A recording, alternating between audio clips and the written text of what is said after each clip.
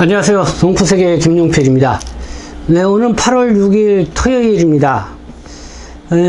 어제 제가 이 불법 체류자 단속과 관련돼서 여러분들에게 이 보도를 해드린 바가 있습니다.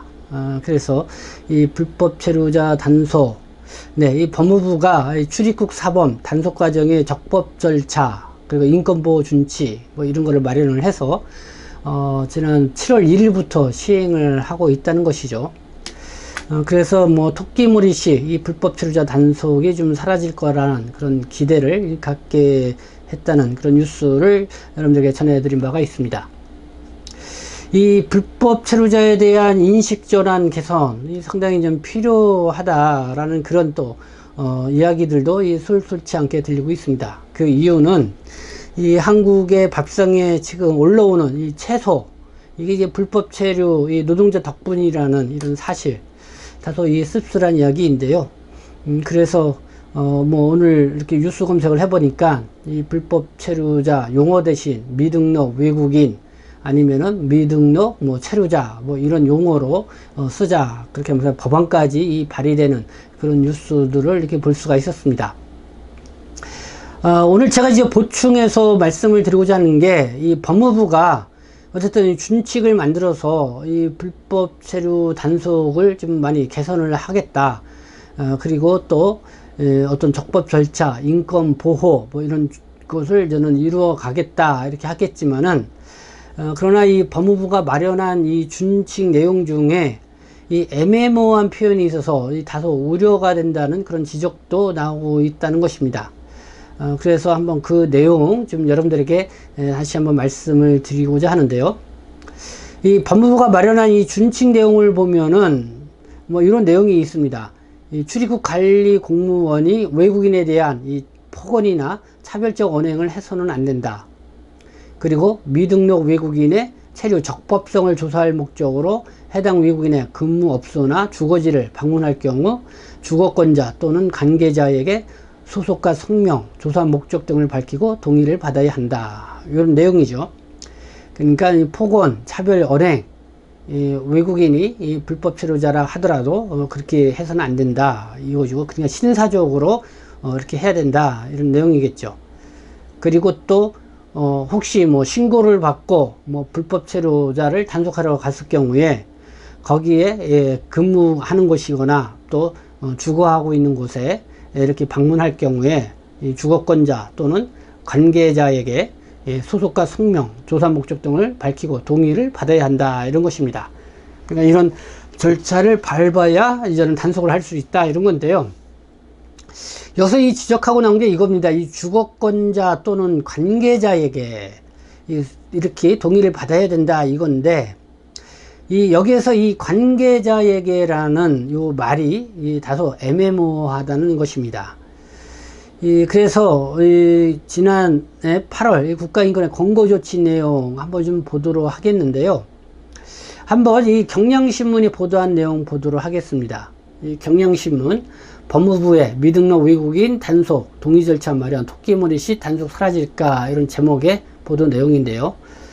요 보도 내용 첫머리에 보면은 이런 기사가 있습니다.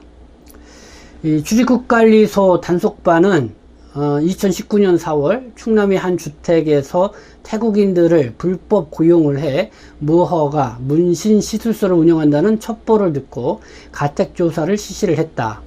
그래서 이 단속반은 집 앞에서 붙잡은 태국인 거주자가 신분증이 집 안에 있다고 하자 집으로 돌아가 수색을 벌였고, 집주인의 나가달라는 요구를 무시를 했다.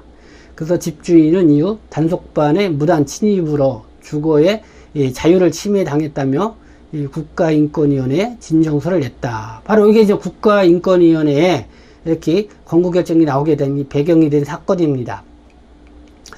분명히 이 사건을 조사하는 이 국가인권위원회, 지난해 8월 법무부에 출입국관리소가 적법 절차의 원칙을 위반을 했다.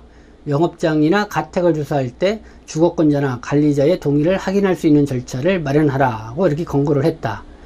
그래서 인권위는 결정문에 이 관계인, 이 태국인 거주자는 자신의 신분증 확인을 위한 출입만 동의했다고 볼 수 있을 뿐이고, 모든 방시를 수색하려는 경우 관리인인, 진정인, 그러니까 집주인의 동의를 얻었어야 한다고 이렇게 적었다는 것입니다.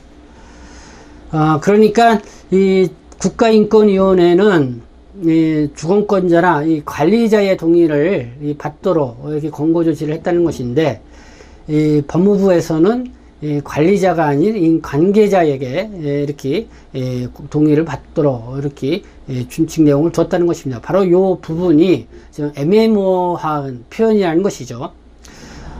또 이 경향신문은요, 이 대법원 판례도 또 이렇게 사례를 들고 있습니다. 어떤 대법원 판례도 한번 볼까요? 대법원 판례에 따르면 출입국 관리소가 주거권자나 관리자의 동의를 받지 않고 미등록 외국인을 단속할 경우 적법성을 인정받을 수 없다. 대법원은 2009년 3월 단속반이 공장장의 동의 없이 공장에 들어간 상황에서 단속반의 다리를 흉기로 찌른 방글라데시 시인 노동자의 특수공무 집행방해 혐의에 대해 무죄를 선고한 원심을 확정을 했다. 네. 아무래도 이 공장에 역시 불법 체류자가 일을 하고 있다. 아마 그런 신고를 받고 출동한 단속반이겠죠. 근데 뭐 공장장 동의 없이 들어갔다가 거기서 일을 하고 있는 방글라데시 노동자로 인해서 이 단속반의 다리가 흉기로 찌르는 그런 상황까지 있었던 것 같습니다. 근데 그 단속 행위 자체가 이 적법성을 위반을 했기 때문에 이 방글라데시인의 노동자의 특수공무 집행 방해 혐의도 이 무죄를 받게 됐다라는 그런 대법원의 판례, 이것까지 이제 경향신문이 이렇게 보도를 하고 있습니다. 그렇기 때문에 이 불법 체류자를 단속할 때도 이제는 적법 절차를 따라서 이 단속을 해야 된다는 것을 또 이렇게 좀 분명하게 보여주고 있는 그런 대법원 판례가 아닌가 생각이 드는데요. 이 최정규 언급법률사무소 변호사 이렇게 얘기를 하고 있습니다. 국가인권위의 권고에 따라서 이 법령을 정비한다면 오해의 여지 없이 명확한 용어를 사용해야 하는데 관계자는 추상적인 표현이다. 그래서 단속의 편의를 위해 동의 여부 확인 대상의 범위를 넓힐 수 있도록 한 것이 아닌지 우려된다. 이렇게 얘기를 하고 있습니다. 그러니까 법무부의 편의에 대해서 이 단속 준칙을 만들었다. 이렇게 지적하고 나온 부분이 아닌가 생각합니다.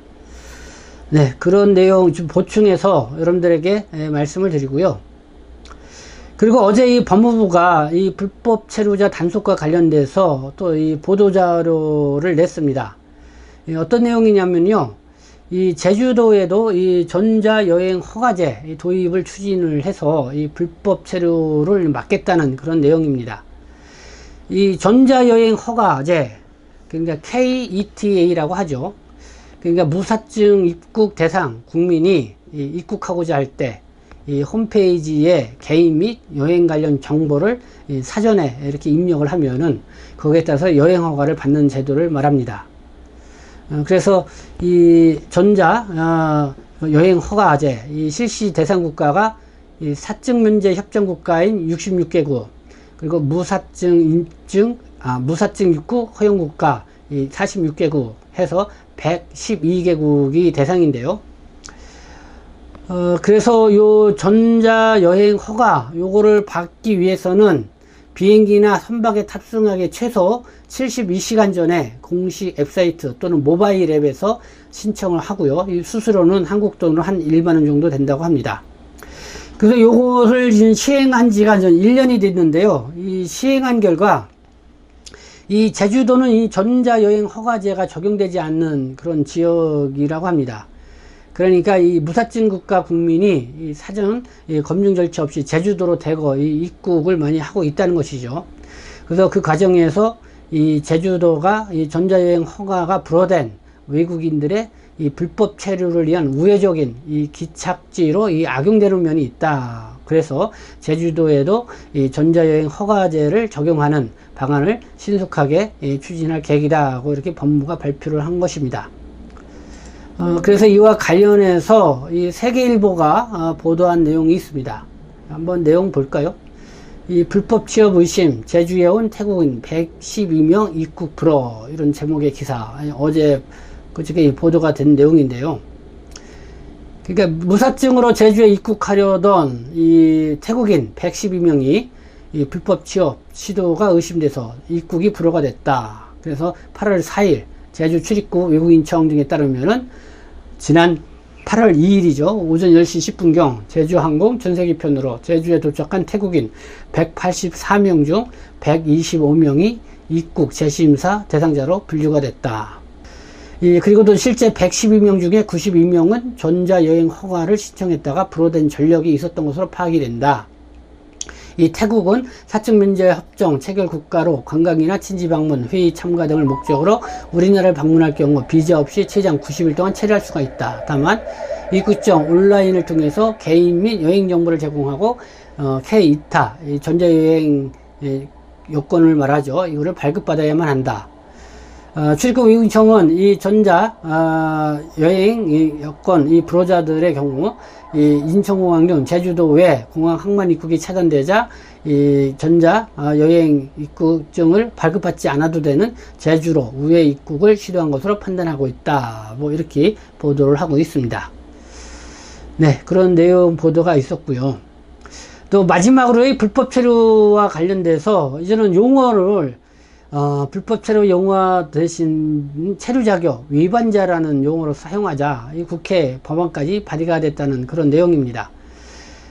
지난 7월 19일입니다. 이 국회에 따르면 무소속 김홍걸 의원 제외한 외국인 처우 기본법 일부 개정 법률안 요거를 대표 발의를 했는데요.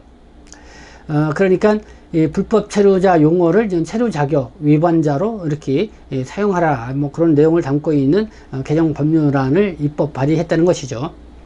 그러면 김용걸 의원의 한번 입장을 보도록 하겠습니다.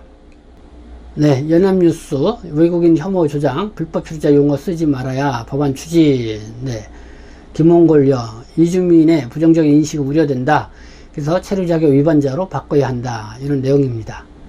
2018년 11월 국가인권위원회도 유엔 인종차별철폐위원회에 제출한 보고서를 통해 불법 체류는 미등록 체류 상태이거나 체류기간 경과 상태인 이주민에 대한 편견과 혐오 등 부정적인 인식을 준다며 해당 용어의 사용을 지양하자는 의견을 내놓았다. 그래서 김홍걸 의원은 이미 인권위와 시민단체, 이민정책학계 등 다양한 분야에서 개선이 필요하다는 논의가 나온 상황이라면서 이번 임시국회에 통과될 수 있도록 힘쓰겠다. 이렇게 입장을 발표했습니다. 네, 이제는 뭐 불법 체류자라는 용어 대신 이렇게 체류 자격 위반자 뭐 이런 용어로 쓰자라는 법안까지 발의됐다는 소식 여러분들에게 전해드렸습니다. 일단은 이 불법 체류자 현황을 좀 보면은요, 5월 말 기준 한 39만 4천여 명 정도로 이렇게 나와 있습니다. 그래서 지금 역대 최대를 기록하고 있다. 뭐 이런 내용입니다. 네, 지금까지 시청해 주셔서 감사합니다. 저는 동포세계시민 대표 변실장 김용